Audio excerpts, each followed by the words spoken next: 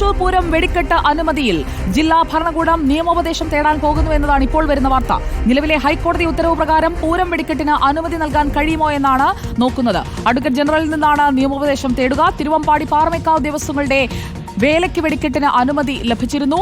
Jason Chavolappil നമുക്കൊപ്പം. Good morning Jaison ചാവോളപ്പിൽ.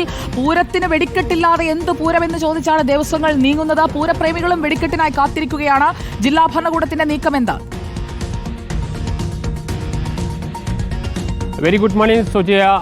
പ്രധാനമായും തൃശ്ശൂർ പൂരവുമായി ബന്ധപ്പെട്ട ഏറ്റവും പ്രധാനപ്പെട്ട ആഘോഷങ്ങളിൽ ഒന്നാണ് പൂരം വെടിക്കെട്ട് എന്ന് പറയുന്നത്. പൂര ദിനത്തിൻ്റെ പിറ്റേ ദിവസം പുലർച്ചെ 3:15 കൂടിയാണ് പൂരം വെടിക്കെട്ട് ആരംഭിക്കുക. അത് വലിയ പ്രതിസന്ധിയിലൂടെ കടന്നു പോവുകയായിരുന്നു. കേന്ദ്ര നിയമമാണ് ഇതിന് പ്രധാന തടസ്സം.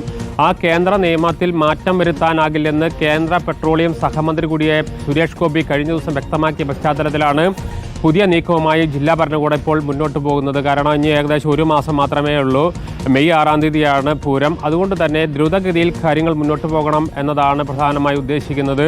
ജില്ലാ കളക്ടർ ഇത് സംബന്ധിച്ച് അഡ്വക്കേറ്റ് ജനറലിൽ നിന്ന് നിയമോപദേശം തേടും. നാളെ അത് സംബന്ധിച്ച കത്ത് അഡ്വക്കേറ്റ് AGക്ക് നൽകുമെന്നാണ് ഇപ്പോൾ നാം മനസ്സിലാക്കുന്നത്. പ്രധാനമായും തിരുവമ്പാടി പാറമേക്കാവ് ദേവസ്വങ്ങളുടെ വേലയ്ക്ക് ഹൈക്കോടതി വെടിക്കെട്ടിന് അനുമതി നൽകിയിരുന്നു. ഈ വെടിക്കെട്ടിന് ഹൈക്കോടതി നൽകിയ അനുമതി പത്രം വെച്ച് പ്രധാനമായും പൂരം വെടിക്കെട്ടിന് അനുമതി നൽകാനാകുമെന്നതാണ് പ്രധാനമായും ജില്ലാ കളക്ടർ AGയോട് ആരായുന്നത്. അങ്ങനെയാണെങ്കിൽ മറ്റ് തടസ്സങ്ങളൊന്നുമില്ലാതെ പൂരം വെടിക്കെട്ട് ഭംഗിയായി നടത്താനാകും. അതിന് വ്യക്തമായ ഉപദേശം നൽകേണ്ടത് AGയാണ്.